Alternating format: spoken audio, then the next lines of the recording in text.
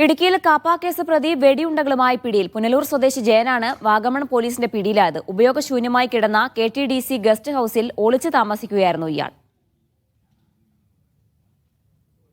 മുഹമ്മദ് ആഷിഖിന്റെ വിശദാംശങ്ങൾ നൽകാനായി. ആഷിഖ്, പോലീസ് എന്താണ് സംഭവവുമായി ബന്ധപ്പെട്ട് പറയുന്നത്? ഈ പ്രതിയുടെ ക്രിമിനൽ പശ്ചാത്തലം എന്താണ്?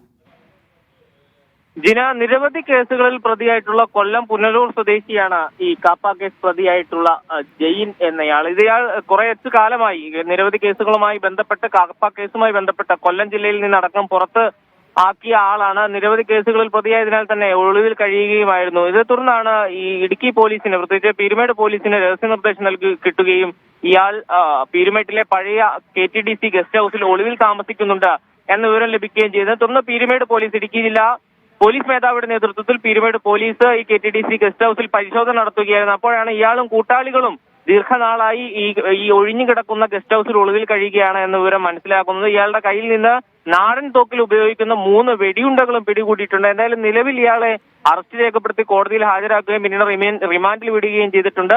മറ്റു നടപടികളിലേക്ക് കടക്കുമെന്ന് ഈ ഘട്ടത്തിൽ ജില്ലാ പോലീസ് മേധാവി അറിയിക്കുന്നുണ്ട്. ജീന, ശരി, ആഷിഖാണ് വിവരങ്ങൾ നൽകിയത് ഇടുക്കിയിൽ നിന്നും.